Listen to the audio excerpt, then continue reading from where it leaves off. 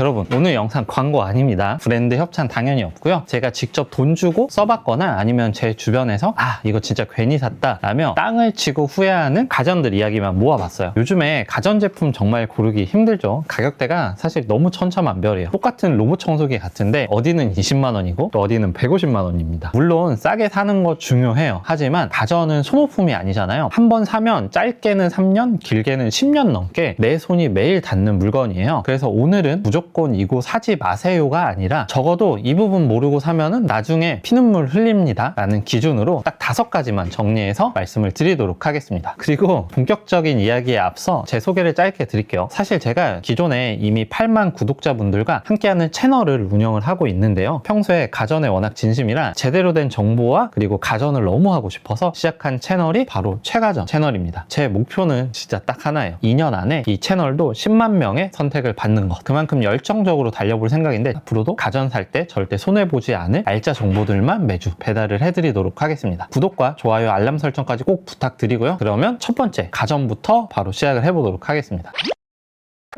첫 번째는 로봇 청소기입니다. 요즘 오픈마켓에 보면은 10만원대 초가성비 제품들 정말 많죠. 디자인도 생각보다는 꽤 이뻐요. 이 가격이면 믿자 본전인데? 하고 덜컥 결제를 하는 경우가 생겨요. 그런데 이런 저가형 제품들의 공통적인 특징이 있습니다. 바로 지능이 거의 없다시피 하다는 거예요. 매핑 정확도가 너무 낮아요. 거실을 청소하다가 안방 가서 헤매고 했던 거 또 하고 효율이 엉망입니다. 이거는 들어가 있는 부품 자체가 저가형 센서들이 들어가 있기 때문에 그래요. 그리고 범퍼카놀이, 이게 센서가 부실하니까 가구며 벽이며 쾅쾅 받고 다닙니다. 그래서 비싼 가구 긁히는 경우가 생겨요. 혹은 벽지가 손상이 된다거나. 그리고 결과물 자체도 그렇게 만족스럽지 않아요. 1시간 동안 열심히 돌아다녔는데 정작 식탁 밑이나 과자 부스러기가 그대로 있는 광경을 보게 되실 수도 있어요. 로봇 청소기는 내 노동력을 대신해주는 가전이에요. 근데 얘 때문에 동선을 신경 써야 되고 걸린 거 빼줘야 되고 그리고 멈추면은 또 다시 옮겨서 충전을 해줘야 되고 그 순간부터 가전이 아니라 짐이에요. 로봇 청소기만큼은 센서와 장애물 회피 기술이 검증된 제품을 사시는 게 좋은데 10만원 아끼려다 20만원짜리 장난감을 사게 되는 경우가 생길 수도 있으니까 로봇 청소기 구매하실 때는 꼭 이런 부분을 참고를 해주세요. 두 번째는 대용량 에어프라이어입니다. 요즘 거거익선이라고 해서 무조건 큰 거 찾으시는 분들 많이 계실 거예요. 그런데 싸고 큰 것만 찾다가 놓치는 게 있어요. 에어프라이기의 핵심은 공기순환과 온도 유지예요. 저가형 제품들을 써보면 예열 시간이 너무 길어요. 내부 공간은 넓은데 열선 출력이 약하니까 온도가 올라가는데 정말 한 세월 걸립니다. 그러다 보니까 위쪽은 타고 아래쪽은 안 익는 현상이 좀 심해요. 넣어두면 끝일 줄 알았는데 골고루 익히려고 오븐마다 열어서 좀 뒤집어 줘야 돼요. 그럴 거면 차라리 프라이팬에 굽는 거랑 큰 차이가 없겠죠. 그래서 에어프라이기 구매하실 때는 단순히 통이 크다고 좋은 게 아니라 내부 온도를 얼마나 일정하게 유지하는지가 맛을 결정을 하거든요. 싼 맛에 너무 큰 것만 고집하시면 요리 시간은 길어지고 맛이 떨어지는 이중고를 겪게 될 가능성이 굉장히 높습니다. 그래서 에어프라이기 사용하실 때는 너무 저가형 제품, 너무 큰 제품보다는 어느 정도 인증이 된 제품을 구매하시는 게 좋아요. 세 번째는 이름 없는 브랜드, 즉 가성비 TV입니다. 제가 이 부분은 정말 좀 조심스러운데 무조건 나쁘다는 거는 아니에요.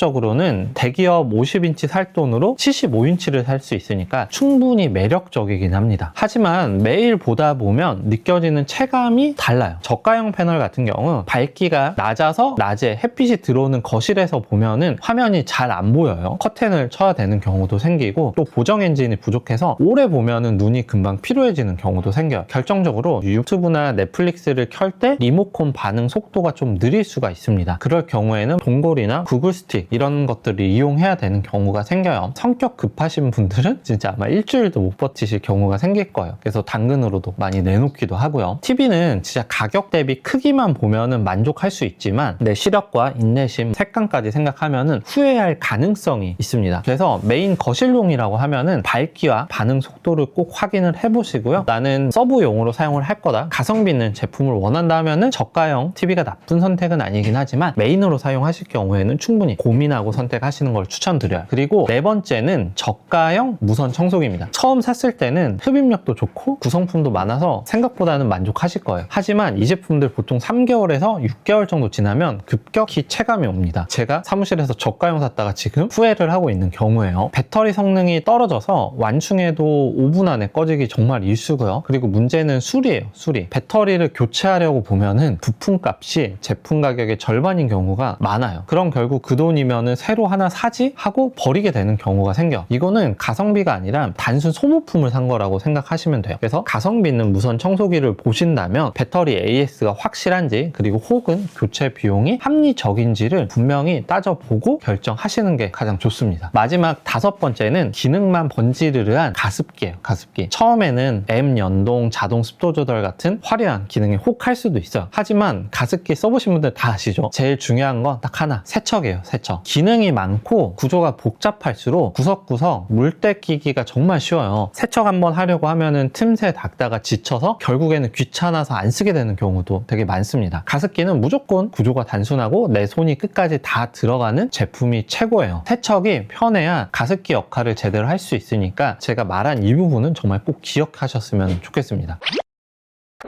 오늘 말씀드린 5가지 가전들 다시 한번 말씀드리면은 싸니까 나쁘다라는 게 절대 아니에요. 가격만 보고 선택하면은 매일매일 감당해야 할 불편함이 있을 수 있다는 거를 잊지 마셨으면 좋겠어요. 여러분 혹시 샀다가 제일 후회하는 가전이 무엇인지 댓글로 자유롭게 남겨주세요. 여러분의 경험이 다른 분들에게는 큰 도움이 될 수도 있습니다. 저는 여러분의 소중한 댓글을 모아서 다음 영상에서 사람들이 가장 많이 후회한 가전 탑5를 만들어서 돌아오도록 하겠습니다. 오늘 영상이 유익하셨다면 다시 한번 구독과 좋아요 부탁드리고요. 저는 지금까지 허락보다 용서가 쉬운 최가전이었습니다. 다음에 또 뵙도록 하겠습니다.